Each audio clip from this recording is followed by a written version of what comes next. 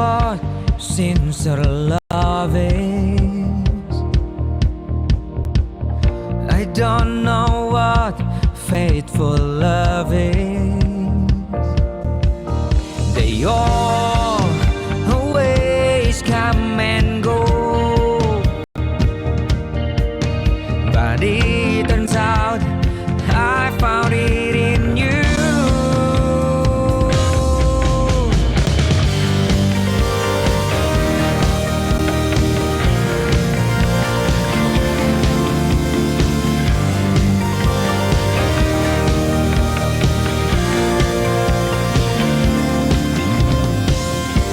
Don't know what sincere love is.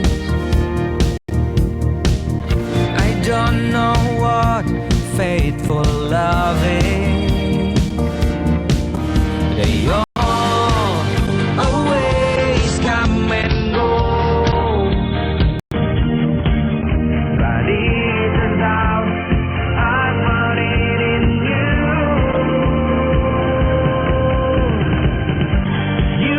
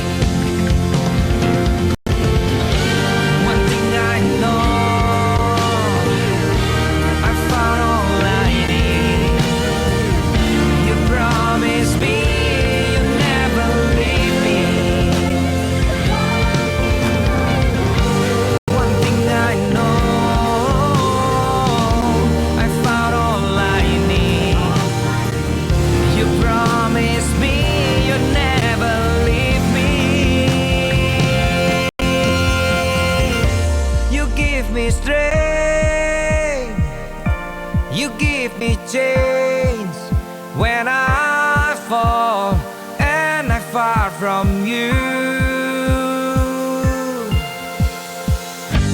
You give me love, everlasting love. I never want to lose you. You give me strength.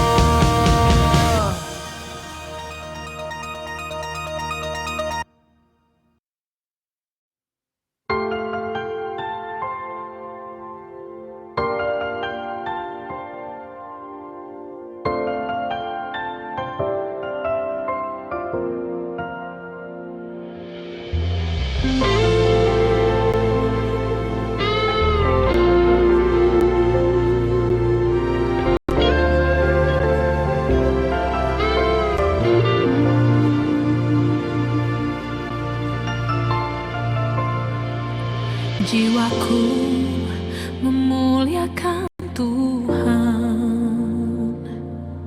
mulutku meninggikan nama-Mu, sebab kasih-Mu besar di dalam hidupku. Kau Tuhan, kota bentengku, pengorbanan-Mu selamatkan hidupku.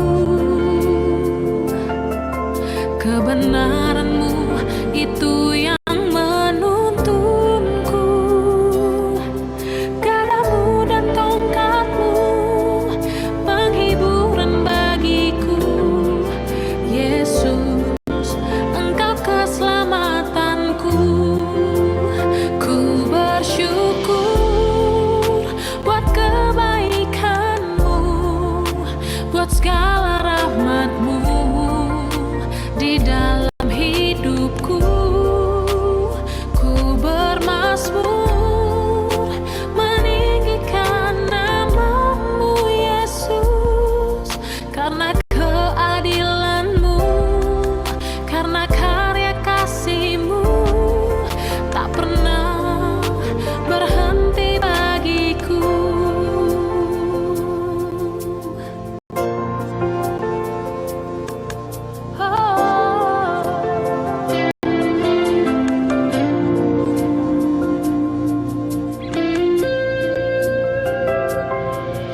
Pengorbanan-Mu selamatkan hidupku.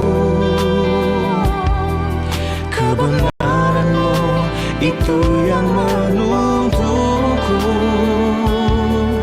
Gadamu dan tongkat-Mu penghiburan bagiku. Yesus, Engkau keselamatanku. Ku bersyukur buat kebaikan-Mu, buat segala rahmat-Mu di dalam hidupku. Ku bermazmur meninggikan nama-Mu Yesus, karena keadilan-Mu, karena karya kasih-Mu tak pernah berhenti bagiku.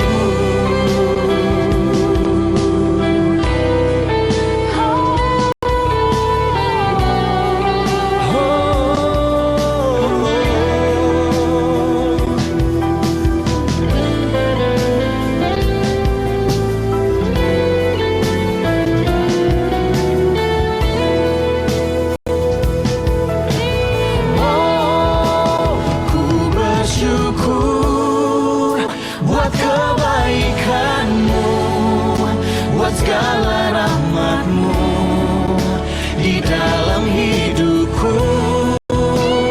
Ku bermazmur meninggikan nama-Mu Yesus, karena keadilan-Mu, karena karya kasih-Mu tak pernah berhenti bagiku. Karena keadilan-Mu, karena karya kasih-Mu tak pernah berhenti bagiku. Tak pernah berhenti bagiku.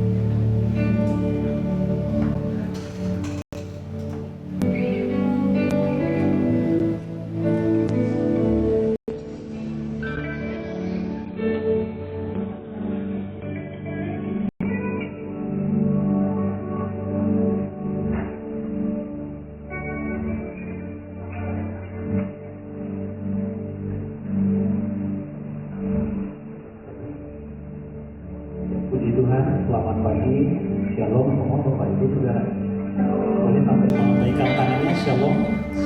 Puji Tuhan, Tuhan Yesus baik dalam hidup kita, amin.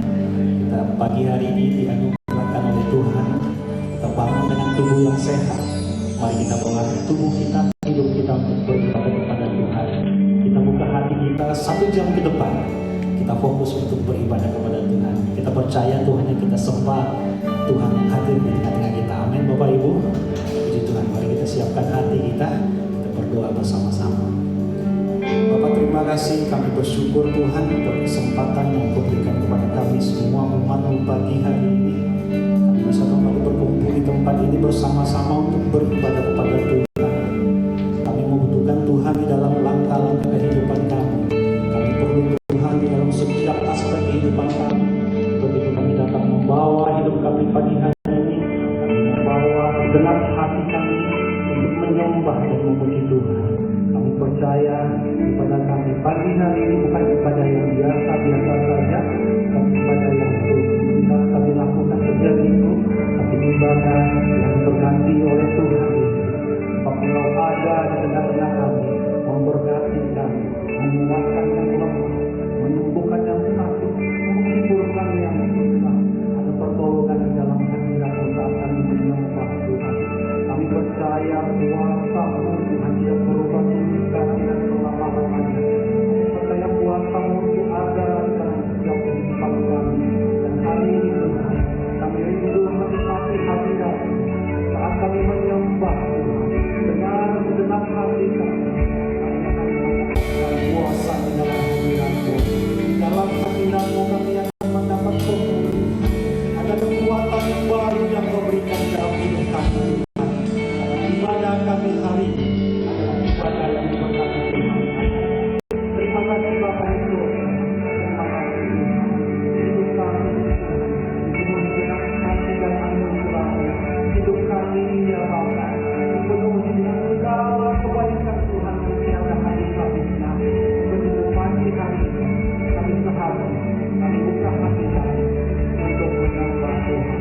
Terima kasih Tuhan. Terima kasih Bapa. Kami berdoa di dalam nama Tuhan Yesus Kristus. Sama-sama kita katakan amin. Tuhan yang setia, waktu-Mu selalu yang terbaik. Mari sama-sama katakan Engkau Tuhan sandaranku,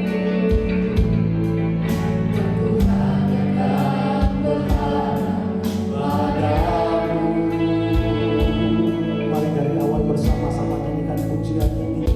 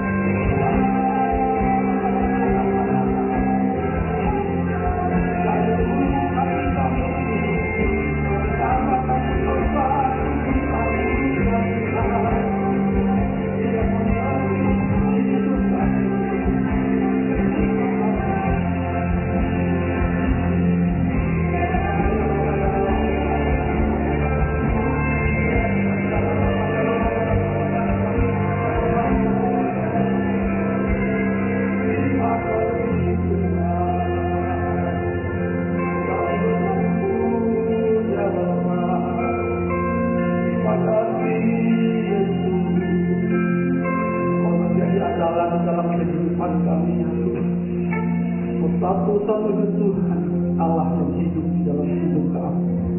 Kau segalanya ya Tuhan. Terpujilah nama-Mu. Dengan segenap hati kami mengatakan, Kaulah segalanya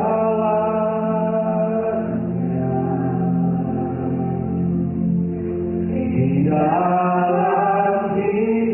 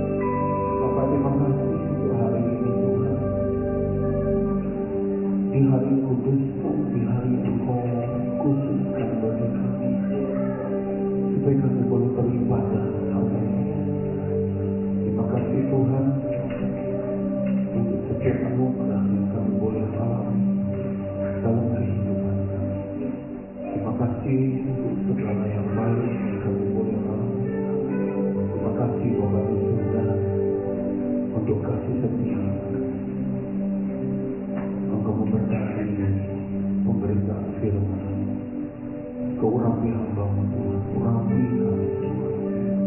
Biarlah setiap perkataan dari firman-Mu bisa kami mengerti dan memahami. Makasih Tuhan Yesus, terima kasih, terpujilah nama-Mu Tuhan. Kami siap untuk mendengarnya. Dalam nama Yesus kami berdoa. Amin. Puji Tuhan. Ya, selamat pagi Bapak Ibu sekalian, shalom.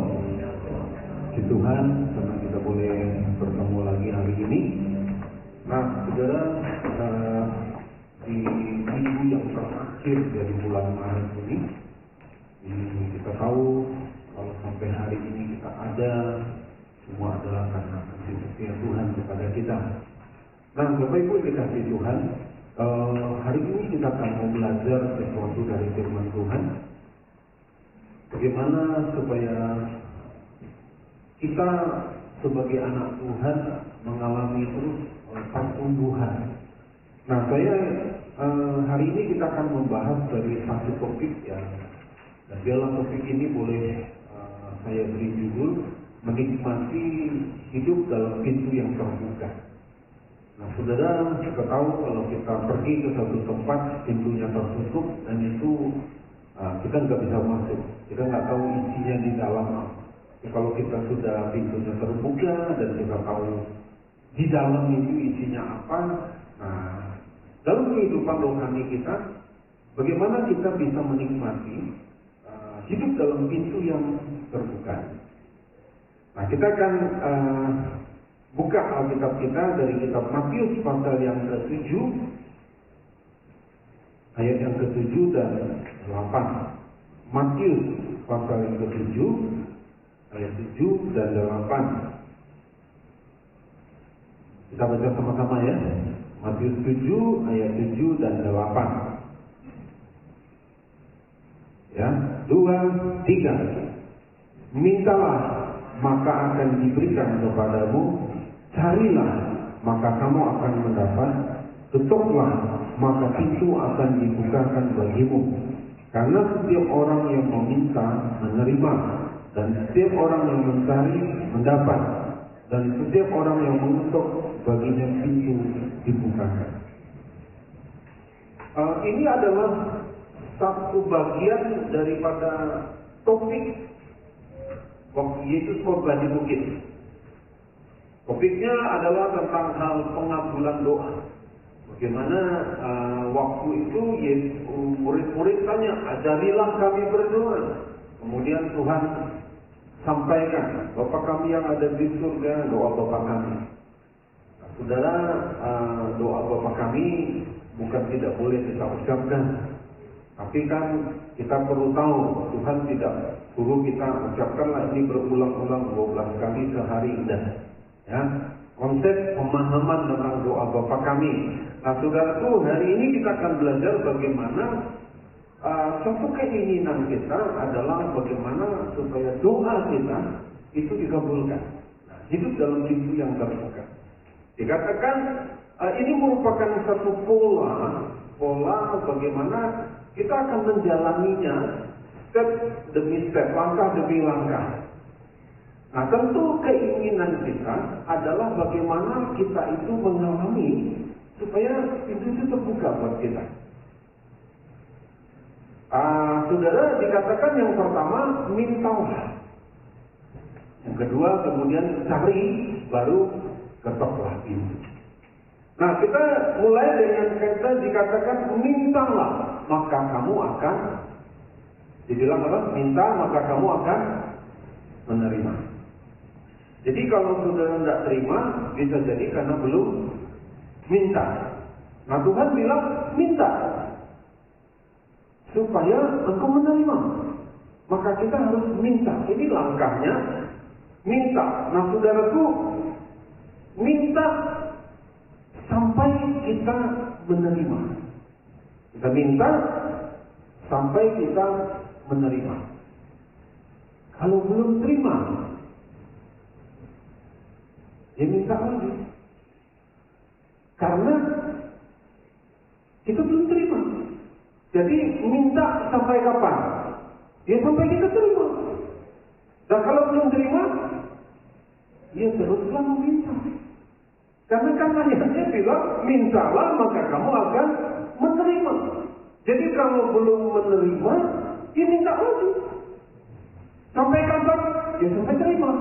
Dan terus berapa lama? Ya sampai terima. Bisa sebulan, bisa setahun. Yang penting kita minta dulu. Ya. Nah, pola begini saya percaya semua kita mengalami. Waktu kita mulai lahir baru, kita kenal Tuhan, pasti banyak permintaan kita. Ya, mau ini, mau itu, banyak yang kita minta. Dan itu hal yang alamiah. Ya, sama seperti anak kita dalam masa-masa pertumbuhannya dia pasti dia banyak mintanya. Yang dia tidak perlu pun, dia minta. Di rumah sudah ada mainan ke satu lemari, begitu pergi ke supermarket, dia minta lagi dah. Minta lagi. Cuma masalah dia terima apa enggak, itu kan masalah yang lain. Tapi minta. Wah, kalau begitu masa-masa kita itu mengalami banyak minta ini, Tuhan minta ini, mau minta. Ada kalanya yang kita minta itu kita tidak langsung terima. Makanya dibilang di fase yang seperti ini Tuhan itu kalau kita meminta dan belum terima, ya bisa jadi Tuhan sedang melatih kesabaran kita. Tuhan sedang mendidik ketekunan kita. Tuhan sedang melatih dan mendidik ketangguhan kita. Jadi makanya pada waktu kita minta, kita tidak langsung terima. Mungkin butuh waktu. Bisa jadi sebulan, bisa jadi setahun. Kita terus meminta. Minta dengan iman. Mungkin dapat lagi teori dari orang lain. Minta dengan iman. Bayangkan apa yang kamu minta seolah-olah kamu sudah terima. Tidak juga diterima. Tapi Tuhan bilang minta. Sampai kapan? Sampai kamu terima. Kalau belum terima, ya teruslah minta. Lalu sampai kapan? Ya pokoknya sampai terima. Ini pola yang saya percaya semua kita mengalami. Minta, maka kamu akan menerima. Nah, jadi di fase ini Tuhan mendidik kita. Kita kesabarannya, ketekunannya, ketangguhan kita dilatih oleh Tuhan, dididik oleh Tuhan. Sehingga setiap kali yang kita minta tidak selalu kita terima. Tapi yang pasti jaminannya Tuhan bilang, siapa yang meminta, dia yang mendengarkan ayat itu. Minta, maka kamu akan menerima. Nah, tapi kita harus terus bergerak, bertumbuh, saudaraku.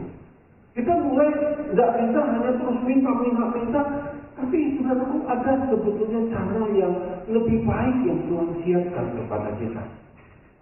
Nah, seiring dengan masalah, dengan pertumbuhan kita. Kalau enggak, kita akan berhenti diminta terus. Tapi kita akan mulai masuk ke dalam fase berikutnya itu, yaitu cari. Apa yang dicari? Ya kan gitu. Apa yang dicari? Saudara cari passwordnya. Jadi kalau saudara mengalami sesuatu, saudara mesti temukan dulu passwordnya. Cari, temukan passwordnya. Kalau masalahnya ini, passwordnya mana? Karena setiap situasi, setiap kondisi, setiap keadaan, passwordnya itu tidak sama. Itulah uniknya Tuhan, itulah kreativitas Tuhan. Orang lain mengalami peristiwa yang sama, passwordnya beda dengan kita. Ya mungkin satu rumah kita, suami istri, orang tua anak, bisa jadi peristiwanya sama, tapi passwordnya beda. Jadi saudaraku, kalau minta ini, ya kalau bilang memang mesti mintanya ini ya berdarah-darah lah istilahnya. Karena belum terima ya minta teruslah minta. Sampai kapan ya teruslah minta sampai kau terima. Nah, tapi kalau kita bisa tahu saudaraku dalam satu peristiwa ini passwordnya apa nih? Contohnya gini saudara.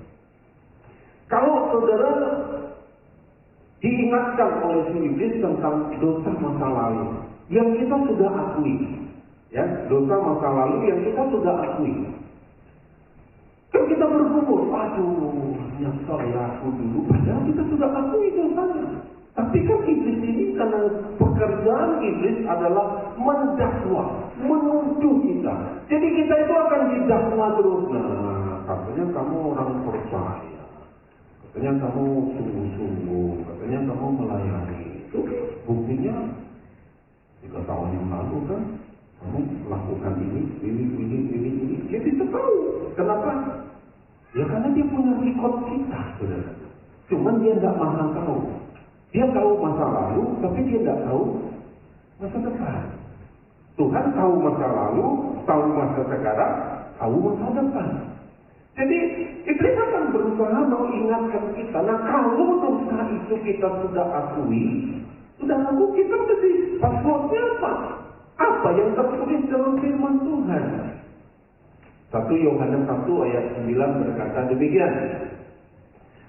Jika kita mengaku dosa kita, maka Ia adalah Allah yang setia dan adil, sehingga Ia akan mengampuni segala dosa. Dosa apa? Dosa yang kita akui tadi.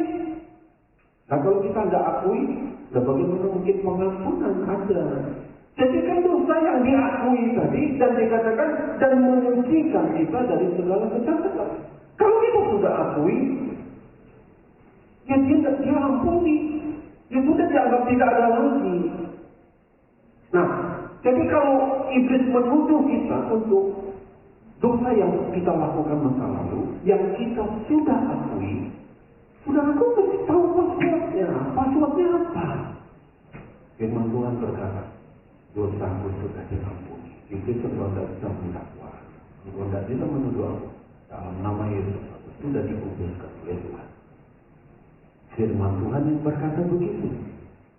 Ya, jadi itu tahu maksudnya. Nah, yang begini saudaraku jauh lebih mudah dibanding yang pertama tadi. Tapi untuk mencapai yang sari ini, saudara mesti menemukan password. Saudara mesti belajar memahami.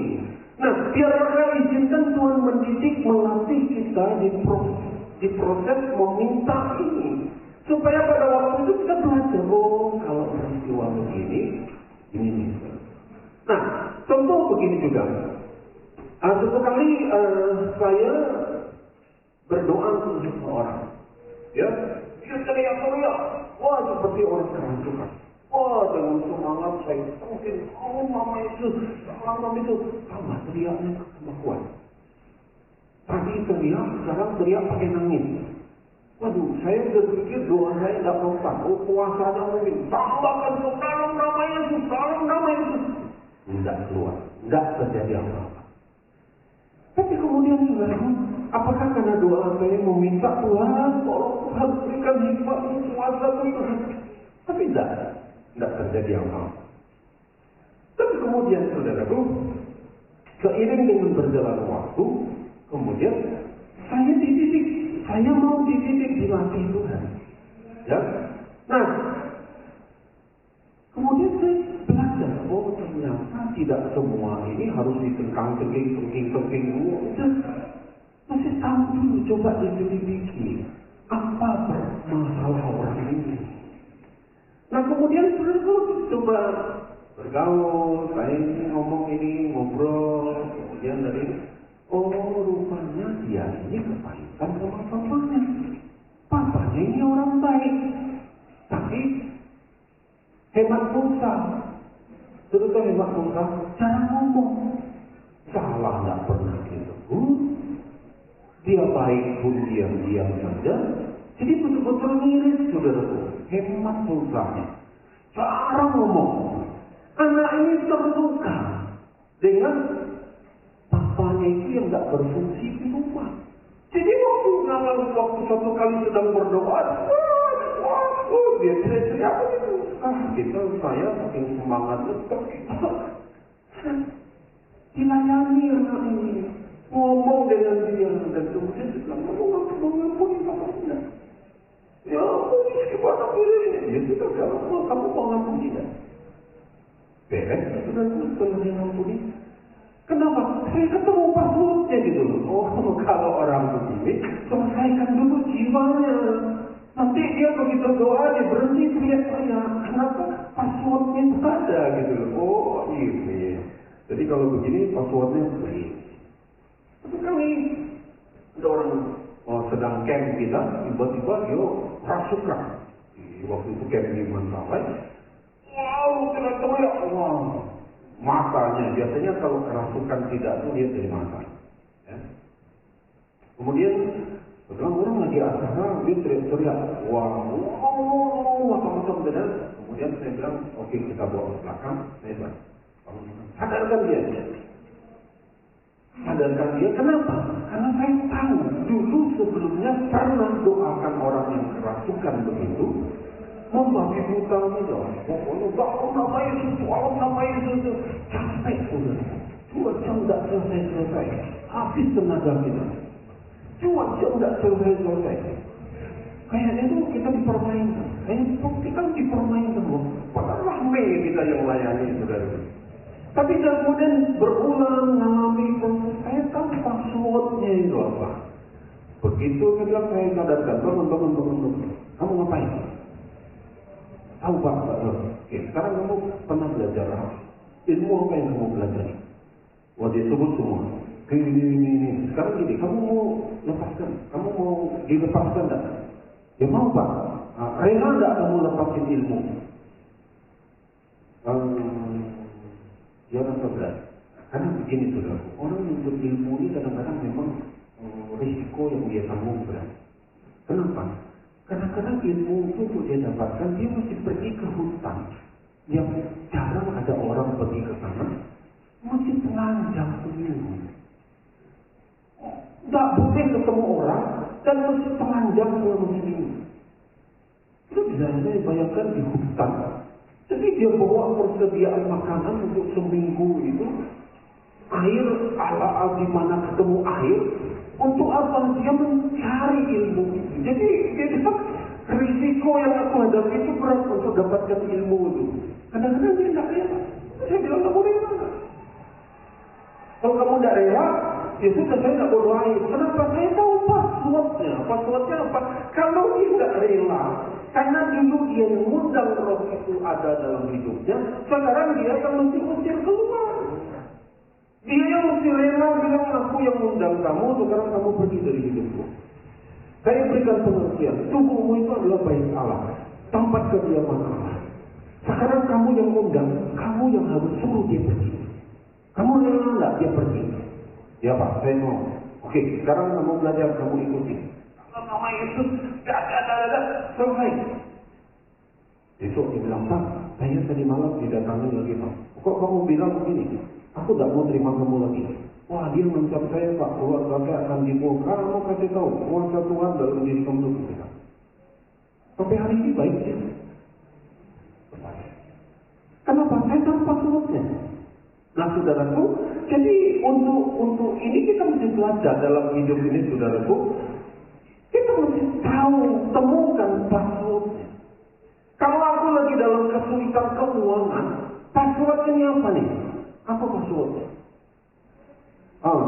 Kita lihat contoh ya, Matius 6 ayat 30. Dikatakan begini, Matius 6 ayat 30. Tentang hal kekhawatiran. Kalau ada kekhawatiran muncul, kita lihat ayat 30. Jadi jika demikian Allah mendandani rumput di ladang yang hari ini ada dan besok dibuang ke dalam api, tidakkah Ia akan terlebih lagi mendandani kamu, hai orang yang kurang percaya? Kalau ada kekhawatiran menyerang tentang masalah keuangan, ini pasti salah satu passwordnya itu begini. Allahku, Filipi 4:19 berkata, Allahku akan mencukupi segala keperluanku. Passwordnya tahu. Jadi kita tidak bingung lagi, tidak khawatir lagi. Kita tidak dihimpit dengan kekhawatiran itu. Karena kita tahu password. Oh, kalau aku lagi menghadapi ini passwordnya ini. Kalau ini passwordnya ini. Nah, jadi sudah mesti cari dan temukan. Ya, jadi jangan asal mencari. Cari dan temukan. Lewat apa? Ya lewat pengalaman sehari-hari, saudara, lewat kesulitan, tantangan, lewat masalah itu tuh Tuhan sebetulnya sedang melatih kita untuk menemukan passwordnya. Kalau sudah ketemu password jauh lebih mudah. Jauh lebih mudah. Nah, jadi sudah harus temukan dulu passwordnya. Ya, dalam apa saja. Karena situasi berbeda. Setelah kita bertumbuh, saudaraku, setelah kita bertumbuh, nanti kita mesti cari lagi passwordnya. Kenapa? Karena kesulitannya akan berbeda lagi.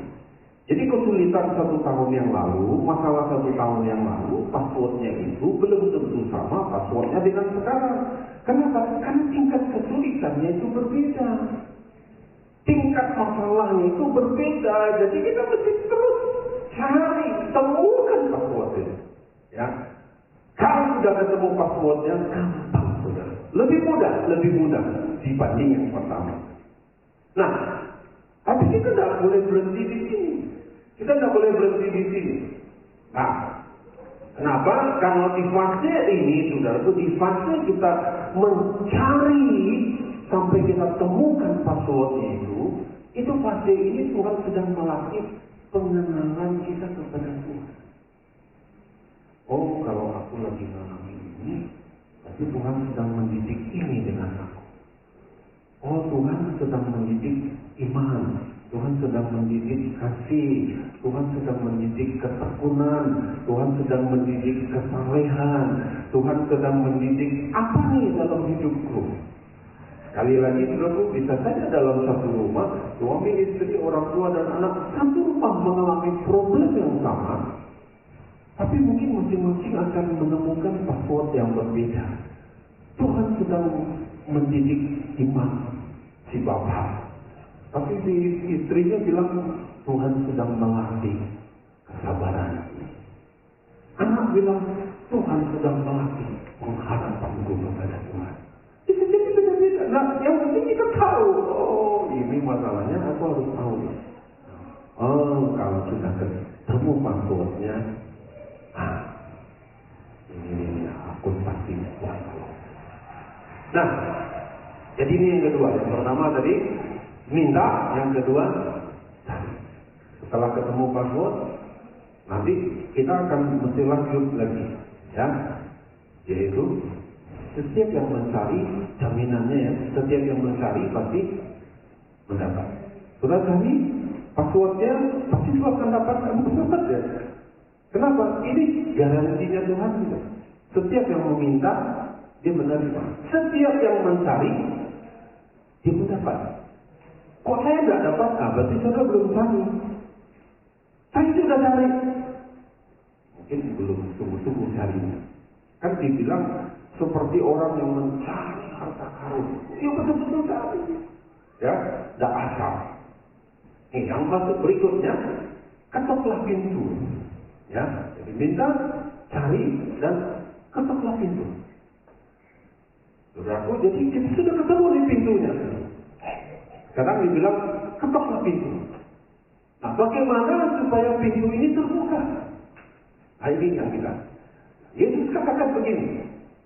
Yohanes 10 ayat 9. Dikatakan begini. Yohanes 10 ayat 9. Yesus katakan, akulah pintu. Ya. Akulah pintu. Barang siapa masuk melalui aku, ia akan selamat dan ia akan masuk dan keluar dan menemukan padang gurun. Yesus waktu itu kan sedang cerita, dia bilang tentang gembala. Aku gembala, kamu domba. Nah, dia bilang, Yesus ngomong, aku di pintu. Siapa yang masuk melalui pintu itu, maka ia akan selamat dan ia akan masuk dan keluar dengan aman. Dia menemukan padang rumput. Yang domba butuhkan itu apa, saudara? Bukan sekedar rumput.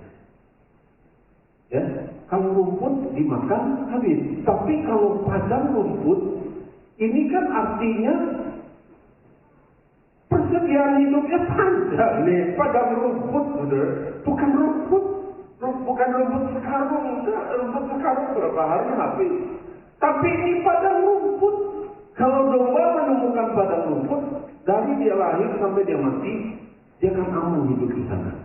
Kira-kira begitu. Nah, Tuhan bilang, aku ini pintu. Yesus bilang, aku ini pintu. Kalau oleh aku, kamu selamat. Kamu masuk dan keluar, dan kamu akan menemukan. Nah ini saudaraku, kalau pintunya itu sudah terbuka, kita akan ketemu pada rumputnya. Nah ini yang Tuhan mau buat kita ngalami. Tapi fasenya kita harus lewati, saudaraku. Masuk kepada fase minta, cari, baru kemudian kita akan ketemu pintu dan pintu itu terbuka. Jadi kita tahu Yesus bilang aku pintu, ya. Kemudian satu ayat lagi di dalam Wahyu pasal 3 ayat 7 dan 8 dikatakan begini. Wahyu pasal 3 ayat 7 dan 8. Dan tuliskanlah kepada malaikat jemaat di Philadelphia, inilah firman dari yang kudus, yang benar, yang memegang kunci Daud. Apabila ia, Tuhan, membuka, tidak ada yang dapat menutup. Apabila ia menutup, tidak ada yang dapat membuka. Aku tahu segala pekerjaanmu, lihatlah aku, apa dikatakan? Telah membuka pintu bagimu yang tidak dapat ditutup oleh seorang pun. Aku tahu bahwa kekuatanmu tidak seberapa, namun engkau menuruti firman-Ku dan engkau tidak menyangkal nama-Ku. Saudara, kita mau mengalami pintunya terbuka.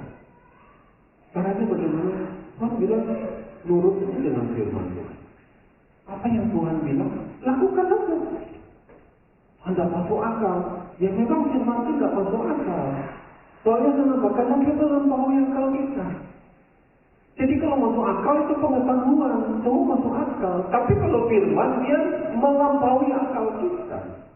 Jadi saudara, untuk bisa pintu itu terbuka, ya nurut saja dengan firman. Tuhan bilang apa? Ya lakukan apa? Lakukan aja. Waduh, rasanya tidak mungkin. Itu pekerjaan Tuhan untuk membuat apa yang tidak mungkin jadi mungkin. Tapi yang penting kita nurut dengan firman. Ketaatan kita nurut dengan firman itu akan menghasilkan sesuatu. Nah untuk itu saudaraku di fase ini Tuhan sedang melatih dan mendidik kita untuk bukan hanya sekedar mengenal saja, tapi lebih dekat dengan Tuhan. Saudara, Bapak Ibu yang punya anak 2, 3 orang atau 4 orang, setiap kali anaknya yang pertama atau yang kedua, yang ketiga, yang keempat buka pintu, sudah tahu tidak siapa yang buka pintu? Ini anak pertama, ini anak kedua. Sudah bisa bedakan? Kalau tidak bisa bedakan, sudah berarti orang tua yang acuh-acuh bertobat. Harusnya saudara tahu. Wah kalau gini, beser sandalnya, terus sepatunya, ini si bungsu tidak tahu. Wah ini anak nomor 2 nih. Kenapa? Kenapa kita bisa kenal? Karena kita bergaul setiap hari. Lalu, saudara akan bisa tahu sign, tanda sedikit aja. Saudara akan tahu. Wah ini waktunya aku lakukan. Ini pasti firman. Dari mana sudah tahu? Karena sudah bergaul. Nah, di fase hidup pintu yang terbuka ini, kita mesti belajar bergaul dengan Tuhan. Bagaimana cara kita bergaul dengan Tuhan? Isi hatinya Tuhan, pikirannya Tuhan, itu ada di firman ini. Sudah di firman ini. Jadi kalau sudah ingin tahu Tuhan, ya baca aja firman-Nya. Kenapa? Karena dirinya itu ada di firman itu. Apa yang di pikiran Tuhan itu ada di firman itu. Apa ada di hati Tuhan itu ada di firman itu. Dengarkan baca firman, dengarkan firman, lakukan. Nah ini saudaraku, kita akan hidup dalam pintu yang terbuka ini. Dan Tuhan katakan gini, kalau Tuhan sudah membuka, tidak ada satu pun yang bisa menutupnya. Nah, untuk mencapai ini saudaraku, ya, Wahyu pasal 4 ayat 1.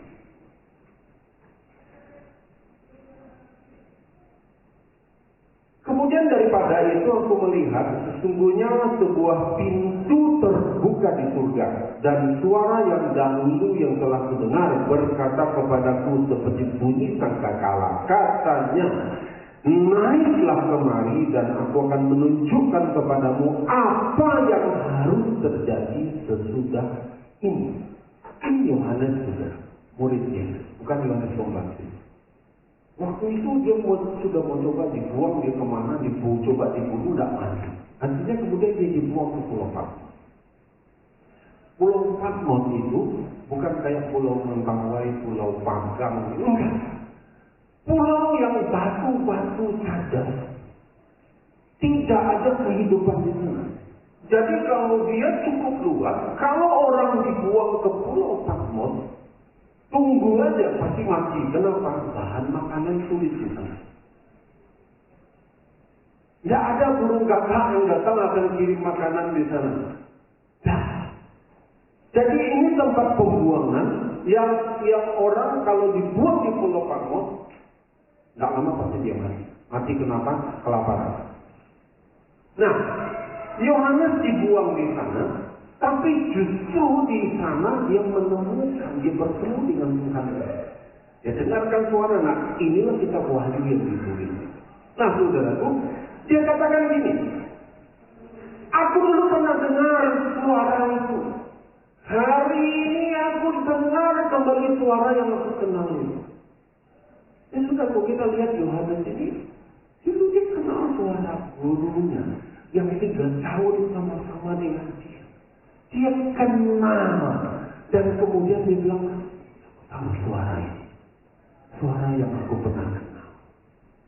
Nah, saudaraku, dan kemudian apa yang Tuhan bilang ini, saudara, dalam hidup ini, hanya bilang ini, naik, grow, bertumbuhlah.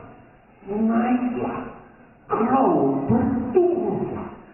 Kalau tidak, saudaraku, kalau di fase ini kita sudah hidup dalam pintu yang terbuka, bulan depan, tahun depan kita tetap harus melalui pintu yang terbuka. Maunya kita begitu. Untuk itu, apa yang harus kita lakukan? Ya sudah, grow, bertumbuhlah, bertumbuhlah dalam kehidupan kita. Bertumbuhlah dalam pengenalan kita akan Tuhan. Bertumbuhlah dalam kasih kita kepada Tuhan. Bertumbuhlah dalam kesalehan kita. Bertumbuhlah dalam kebaikan hatimu. Bertumbuhlah dalam wawasanmu kepada Tuhan tentang firman. Bertumbuhlah.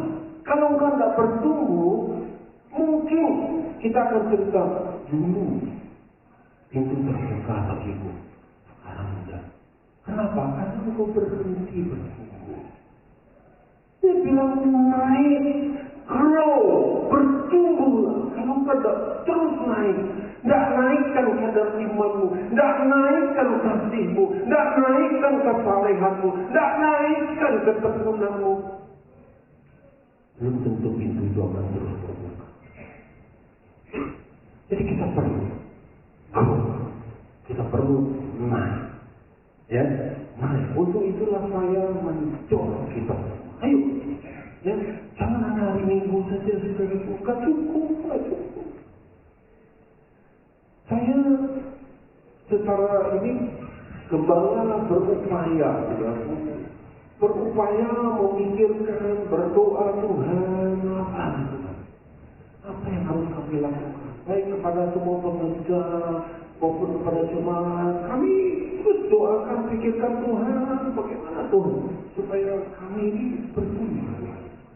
Kami tidak jadi sasaran dari si iblis yang menerkam terus Tuhan, tapi bagaimana Tuhan kami ini bertumbuh?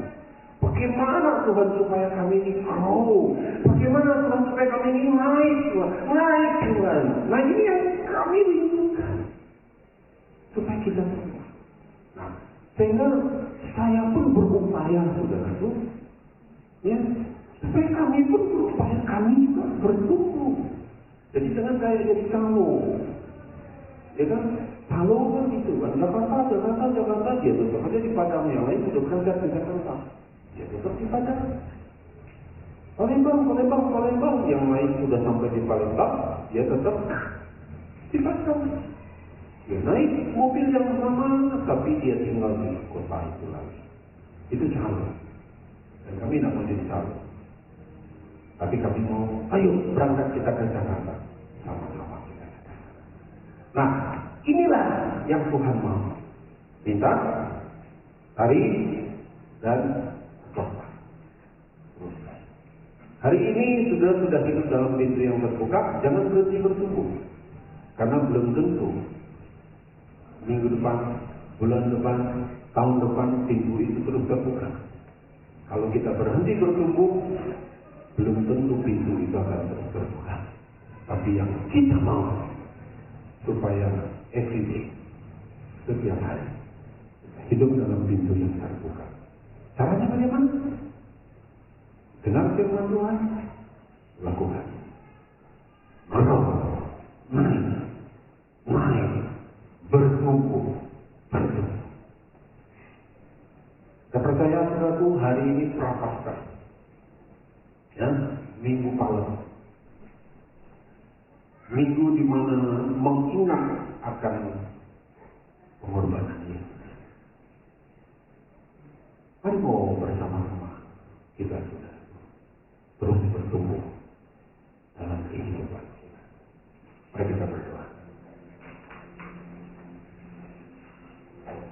Makasih Tuhan.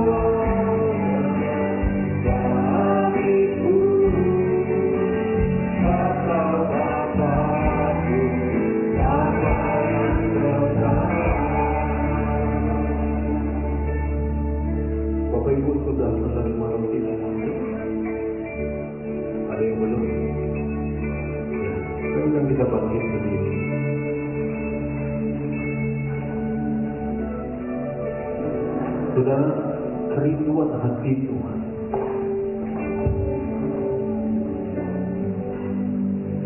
karena di pintu yang terbuka, kata Tuhan, ada padang rumput,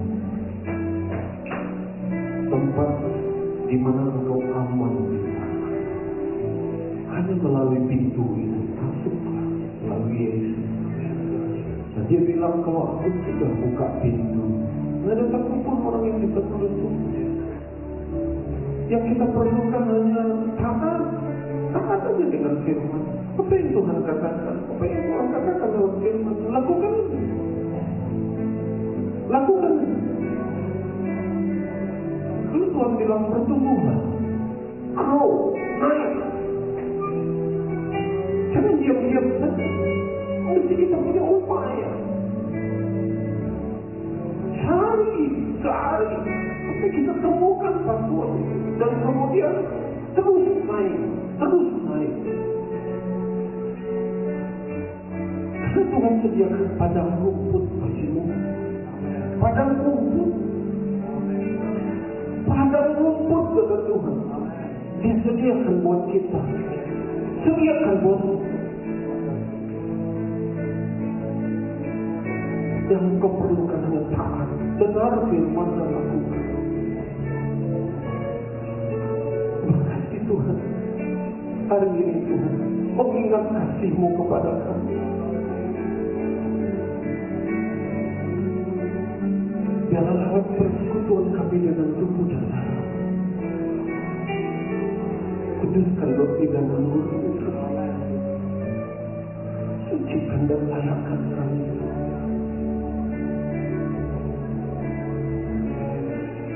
Mari saudara, angkat roti di tangan kita.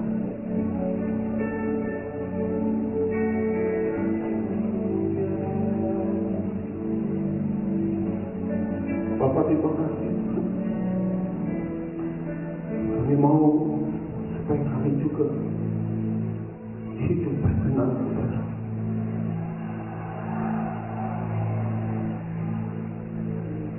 Sebab apa yang telah kuteruskan kepadamu telah kuterima dari Tuhan, yaitu bahwa Tuhan Yesus pada malam waktu dia diserahkan mengambil roti, dan sesudah itu dia mengucap syukur ia memecah-mecahkannya dan berkata, inilah tubuhku yang diserahkan bagi kamu, perbuatlah ini menjadi peringatan akan aku. Dan bukankah roti di tangan kita melambangkan tubuh Kristus yang sudah terpecah bagi kita. Amin. Makanlah, salam Allah.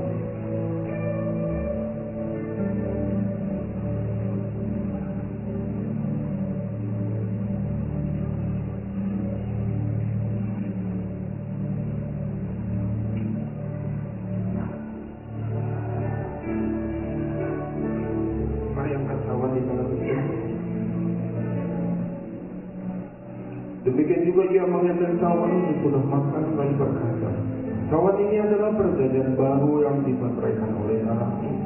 Perbuatlah ini setiap kali kamu meminumnya menjadi peringatan. Bukankah cawan itu kita melambangkan darah Kristus yang sudah tertumpah bagi penebusan dosa kita semua. Amin. Minumlah dalam nama.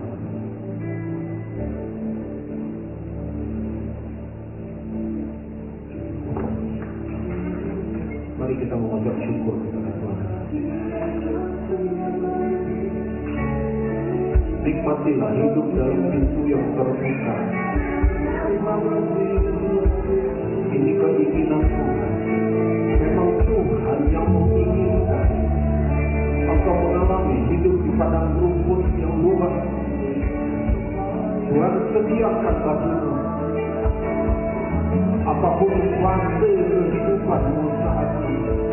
Percaya kalau Tuhan sedang melatih engkau di fase minta, bertumbuhlah, naiklah, supaya engkau sampai di fase mencari itu, temukan faktor.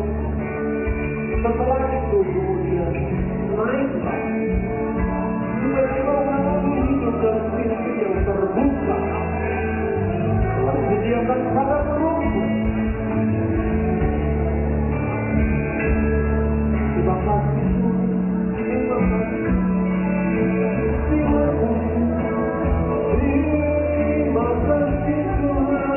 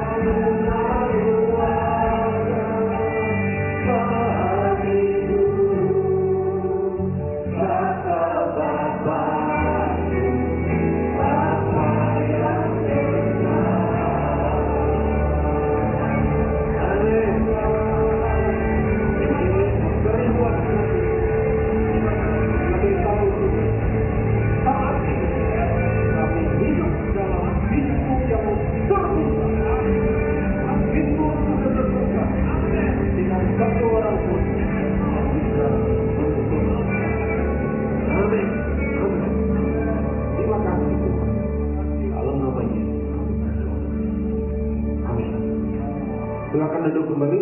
Puji Tuhan Bapak Ibu. Hari Jumat tanggal 2 April adalah Jumat Agung. Jadi kita akan ibadah tetap jam 10 pagi di tempat ini. Ya, hari Jumat Agung tanggal 2 April kita ibadah jam 10 pagi di tempat ini.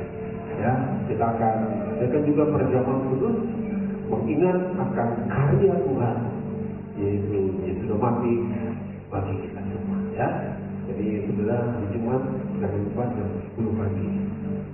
Tuhan memberkati kita.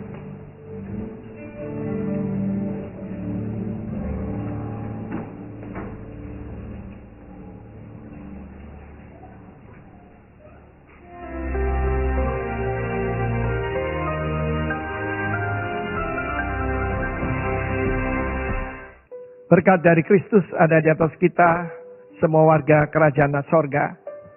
Saya menyampaikan yaitu pentingnya di rumah diajarkan, yaitu tentang budaya hormat.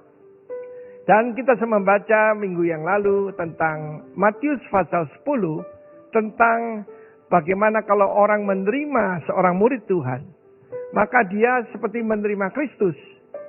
Dan kalau menerima Kristus, menerima Sang Bapa yang mengutus dia. Dan inilah urutan penghormatan itu. Number 1, God. Sang Bapa, Putra, Roh Kudus. Khususnya saya minta pada penghormatan pada Roh Kudus.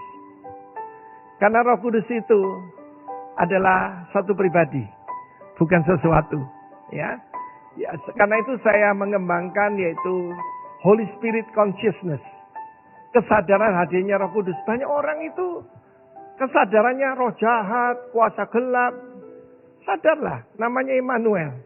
Tuhan yang menyertai kita setiap saat. Yang kedua, Nabi Tuhan ataupun utusan Tuhan. Ketiga, otoritas. Roma 13 mengatakan bahwa pemerintah itu menyandang pedang. Termasuk polisi, tentara. Sekarang nih lihat bagaimana penghujatan kepada polisi secara khusus. Ya, polisi itu mengamankan kota. Tetapi kita lihat bagaimana orang-orang berontak, the spirit of rebellion, lawlessness ada di mana-mana. Dan saya sudah bicarakan juga tentang menghormati orang tua. Saya peringatan juga untuk bapak-bapak tidak menimbulkan amarah dalam diri anaknya. Karena banyak bapak-bapak tanpa sadar kita melampiaskan frustrasi kita pada anak-anak kita dan akibatnya akan sangat buruk. Lalu kemudian baru the righteous man dan the little ones. The little ones itu kepada orang-orang yang Tuhan suruh kita care. Mungkin pegawai kita dan sebagainya. Tetapi ini urutannya. Dan firman Tuhan menunjukkan bagaimana minggu yang lalu saya sampaikan ketika Miriam dan Harun mengatai istri kepada Musa. Tuhan sangat murka dan Musa taruh mukanya ke tanah dan mintakan ampun. Itulah doa syafaat, saudara. Dalam hidup saya sering yaitu dikerjain orang, dikata-katain. Saya tahu itu bukan urusan saya, sebab Tuhan mendengar. Dia membuat telinga, masakan dia tidak mendengar, saudaraku. Tetapi saya sungguh-sungguh mengerti bagaimana tunduk pada pemerintah itu penting. Sebagai contoh, saya dalam minggu ini apa yang sedang saya persiapkan? Ya, yaitu SPT, yaitu surat pemberitahuan pajak. Dan kita sebagai hamba Tuhan menerima persembahannya. Saya laporkan sebagai termasuk pekerja sosial, saudara ya. Tapi kita mengajarkan tunduk pada pemerintah, tunduk pada peraturan, itu semua buat kebaikan kita, bukan?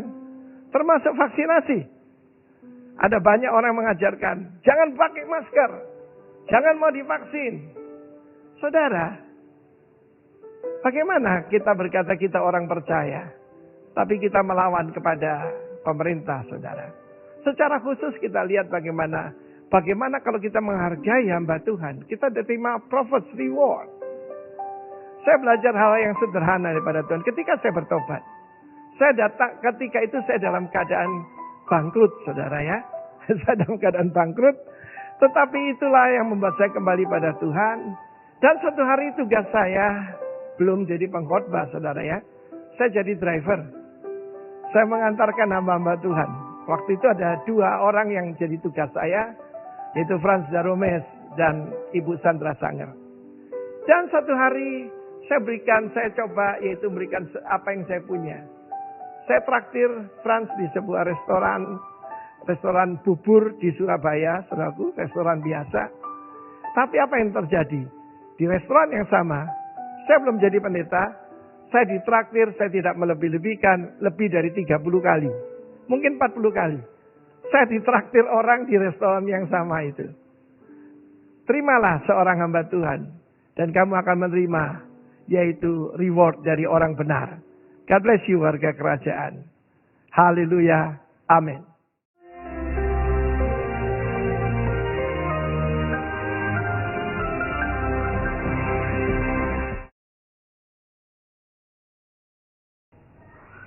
Puji Tuhan Bapak Ibu Saudara, sebelum kita mengikuti ibadah kita hari ini, saya ingin menyambut Bapak Ibu firman Tuhan yang baru pertama kali bergabung di tempat ini, mungkin boleh melambaikan tangannya. Kami menyambut dengan kasih Tuhan.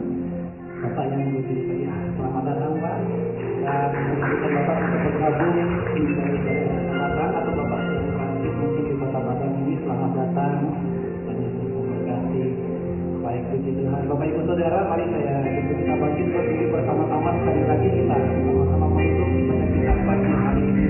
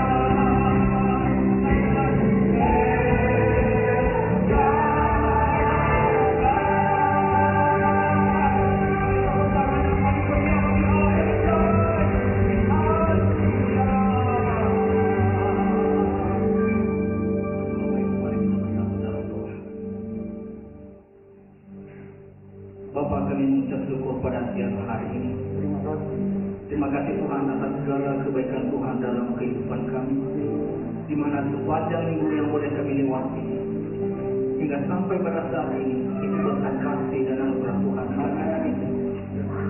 Kami bersyukur Tuhan, kami berterima kasih buat kebenaran firman-Mu yang memerdekakan kami pada hari ini. Biarlah firman-Mu Tuhan menjadi berita bagi kaki kami dan sampai di dalam kehidupan setiap kami. Pakai kami Tuhan Yesus menjadi pelaku firman-Mu dan bukan untuk dengar saja. Terima kasih Tuhan, berkati Bapak Yohanes Kenny beserta istri dan anak-anak yang telah menyampaikan inspirasi-Mu di tempat ini. Berkat kesehatan, amin, senantiasa ada dalam hamba kami. Berkati dalam setiap apa yang dia ngomongkan, apa yang dia rencanakan untuk memperlebar kerajaan Allah di kota ini, Tuhan. Kami serahkan kehidupan hamba-Mu, kiranya senantiasa ada dalam perlindungan-Nya.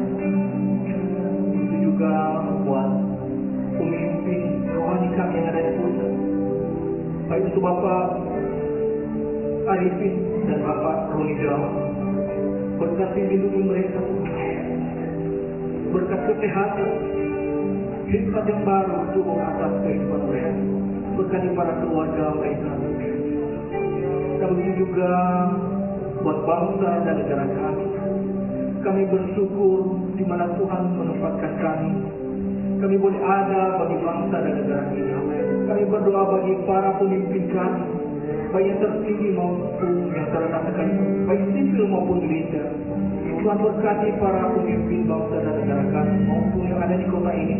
Berikan mereka roh yang takut akan Engkau Tuhan Yesus, sehingga setiap kebijakan, keputusan mereka ambil, kiranya itu semua berasal daripada Tuhan saja. Tuhan berkati keamanan bangsa dan negara kami. Kami tidak percaya bahwa pemulihan akan segera terjadi bagi bangsa dan negara kami. Tuhan, kami juga berdoa buat jemaat-Mu yang hadir di tempat ini maupun ada di rumah. Jika sekiranya mereka Tuhan dalam sakit penyakit, sembuhkan mereka Tuhan dengan hidup-Mu di Kristus. Kuasa kesembuhan turun atas kehidupan mereka. Yang berbeban berat Tuhan, angkat beban mereka. Yang membutuhkan pertolongan Tuhan, kiranya Engkau ya Tuhan yang turut campur dalam setiap kehidupan mereka.